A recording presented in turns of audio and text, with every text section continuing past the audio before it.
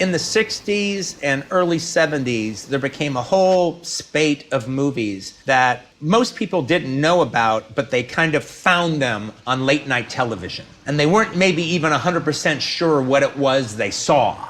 And so they walked around, maybe they didn't have a TV guide available, and so they walked around with this, talked to their friends at Bridge. I saw this weird movie, and they don't know what it is, so they describe a weird scene, and I never knew what it was for 30 years, but a friend of my dad's described in detail the opening credits to the final shot of some movie about a maniac that is taken over a family and is holding them hostage. I mean, he described it to the nth. I saw the movie. Yeah. It took me 35 years to realize what movie he was talking about. He was talking about Arch Hall Jr. in The Sadist.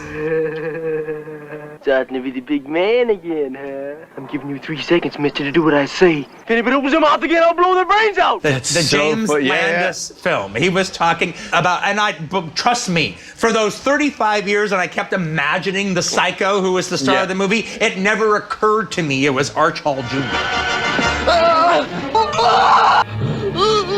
That is so funny. I even remember my dad's friend. His name was Don. All right. He goes, and this is the kind of guy that if you saw him crossing the street, you would hit the gas. He is that disturbing looking. It's weird how the... Like, Arch Hall Jr. is that disturbing looking? But it's weird how... He's like a sexy Michael J. Pollard. Shut up. If Michael J. Pollard was like a rock star, he would look like... I remember my mom just... I have an interesting relationship with this movie. All right. Because I think the first reel of the movie is the worst mixed reel in the history of Hollywood cinema. Okay. It's so badly, there's a level of incompetence to the mix that Hollywood never really goes below. Hollywood maybe doesn't reach its heights every single solitary time, but it doesn't reach the lows. There's a strong level of mediocrity that it never goes further down. Okay. All right. But it's terrible. He's a fucking pothead who doesn't know any fucking better. He thinks it sounds good. Yeah. A lot of people think that Warren Beatty actually was kind of the co-director on that movie. I asked Warren Beatty about that once, and he goes, well, you don't think that pothead could have got that performance out of Julie Christie, do you? No, that's fucking you probably couldn't.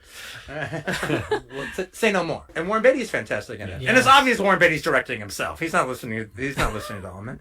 All right. But here's an interesting thing about it. So I tried to watch the movie like twice on VHS, on the big green Warner box. And it's just like, it's so ugly. I just wasn't into it.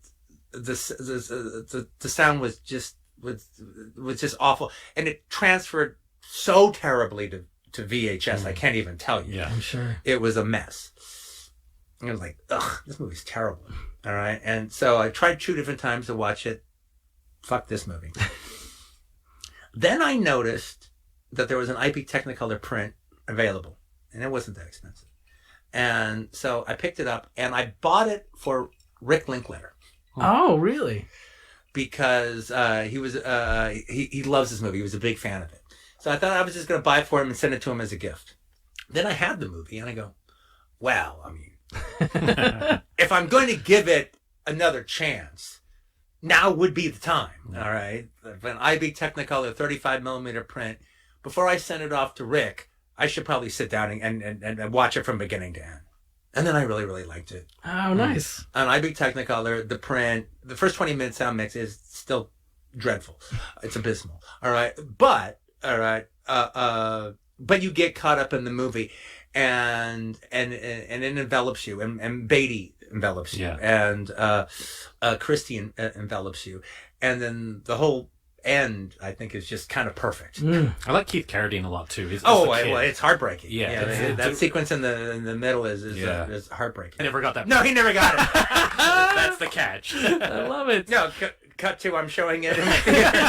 He can come watch it. It was like 15 years ago that I got. Rick needs to come. Does he know that story? I don't even think he does. Oh, wow. It was just some Joseph looking for a manger. Yeah, I saw it when I was 8. Yeah. My mom was on a date and she took me. When I saw Deliverance, scared the fuck out of me. Yeah. When I saw it, Hillbilly monsters, it was sort of like creepy hill people. after I saw it for a while, I didn't want to go camping because I thought that could Sure. happen. Oh, yeah, if of course. You go camping. Of The course. way people were scared of Yeah. the beach after Jaws Sure. was how I was scared of camping. Yeah. Now, living with a single mom, I didn't really have to worry about that. She's Yeah. not going to buy a bunch of Coleman stoves and Go camp. and go camping with Yeah. me. So I need not worry. Yeah. But that was the thing. But here was the thing about it, though. Also, watching Deliverance, I didn't know he was being up the ass. Me too. Until I watched it again recently. Yeah. Well, I've known since then, but Yes. but when I was a little boy, I didn't know he was sticking his dick up his. Right.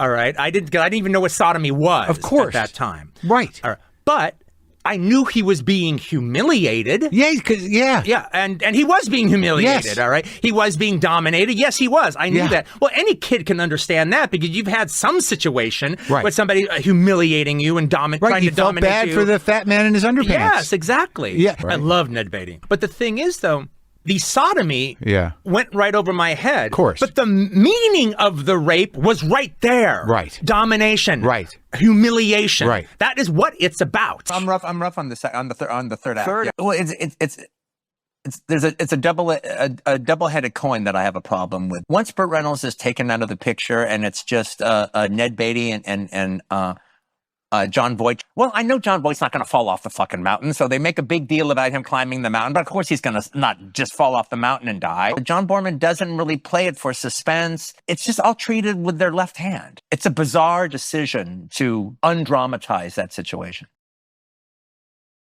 And then he follows it up with he follows an even more personal movie, Close Encounters, that is almost as big. Now, he was more the wonderkin than any director had ever been before. I always thought it was interesting. You hear Spielberg talk about once he had children, he looks back at the end of Close Encounters and goes, I can't fathom how I let Richard Dreyfuss go off. I disagree. I mean, if that was the case, then that means Roy Neary wasn't as obsessed as I thought he was. Sure. Right. Which was just the point if of he that could movie. have, if he could have a calming moment, well, I can't leave my kids. Right. Well, okay. Well, why did you chase them away, building the Devil's Tower in your fucking living room if you're worried so much about your fucking kids? And also these. Well, I would say even more than that, because for the aspect that, like, in 1977, Close Encounters was a really, really big deal, but it also had to exist in the shadow of Star Wars that had just come out. But it fought its own fight and presented itself as its own epic, and then it just completely cemented science fiction as the prestige genre going forward for Hollywood, and especially New Hollywood, now that they could pull off these things. But as good as the direction of Star Wars is, and it is very good, he knows what he's doing, and he tells the story really well. It's incredible storytelling, visual storytelling. He does his storytelling really, really well. But, he's, as much as he's taking from Kurosawa, he's also taking from Ken Anakin. He's also taking from, journeyman directors to tell the story. Phil Carlson doing his Swashbucklers. Yeah. Close Encounters was a directorial vision of an immense magnitude. So its success is even more in the lap of the wonderkin great director Steven Spielberg. Brian De Palma's Blowout, I think it's one of the greatest movies ever made. It's Brian De Palma's finest film. All right, which means it's one of the finest movies ever made, because as we all know, Brian De Palma is the greatest director of his generation. All right, John Travolta, by the way, gives one of the best performances of all time in this movie. I've been widely known as saying that Blowout is one of my favorite movies. Oh, you used to talk about that back in the day endlessly. Yeah. No, I love Blowout, and of the movie brats growing up, De Palma was my favorite. De Palma, you were like his Praetorian Guard. Yeah, no, I practically got into, and believe me, being a De Palma fan in the 80s wasn't that easy because there was a lot of people who hated him, and then they'd want to pick fights with you. I actually don't think that new Hollywood aesthetic was actually run out of movies until maybe 82 or 83. I think 81 still feels, with Blowout, Blowout still feels like new Hollywood. Blowout by Brian De Palma, with John Travolta. Yeah, exactly. Nihilistic endings were the new happy ending. Right, and they were commercial. They were commercial because we had a very shitheel view of life at that time, and nihilistic endings actually confirmed our own cynical faith in how we felt America was. If I'm talking to somebody who's just seen Blowout and says, "Oh wow, it's a real bummer that Sally died at the end," I go, "Well, you're a fucking idiot if you don't get it." All right. I remember I met Brian De Palma. It was a dream meeting because he was always my favorite of the movie brands. He was a real, true hero. And he said, he goes, yeah, because he remembers he was doing Blowout, and he was really great about it. I think this is my best work. This is the one. And I actually agree, that is his best work. All right, but he was like, this is the one, this is the one. And then he goes to the theater to see Raging Bull. He's like, fuck. There's always Scorsese. Okay, the thing is, in the case of Bonfire of the Vanities, is the fact that, actually, I go back to Pauline Kael, because she actually said like something perfect with Bonfire of the Vanities in particular. She says, the thing that's so crazy about Bonfire of the Vanities is De Palma had made Bonfire of the Vanities better than anybody ever could back in 1969 when he did the movie Hi Mom with Robert De Niro. All right, this little like hippie kind of movie he did that hit on even better than Thomas Wolfe's book. Exactly what he was talking about in that movie. So he didn't need to remake it. He didn't need to make it anymore. Now, but the thing is also, again, going back to something Pauline Kael said about other filmmakers, is Bonfire of the Vanities is a mess. But it's the kind of mess that only a great filmmaker makes. Hacks never go that far wrong. It's like a very talented guy who's just got the wrong idea. It has to be a genius who lost it. Yeah, or who went too far because he so believed in himself and he had the confidence. Yeah, it's more like, it's just like he had a bunch of bad ideas and had the talent of his and the truth of conviction of his bad ideas in that movie. All right, and I don't think he's lost it. I think he felt it hard. I know he did. He told me. Yeah, I think he took it really hard, and he's been playing scrambling ever since. Right. All right, but scrambling to find his footing again, which. Yes, scrambling to find his footing again, because which is it confidence? No, I don't know if it's confidence. I think it's more like the fact that I reached out with Bond. Well, he reached out with Casualties of War, and even though the film wasn't a success, got the best reviews of his entire career. Right. All right, so it's like so he'd reached out before, but then so he reached out even more with Bonfire, and it didn't work. And I think you see when you look at the films he's been doing since, in the case of Raising Cain. Right. All right, he goes, okay, I'm going to go back and do what I do. All right, my thrillers. All right, and that'll be a cool ground.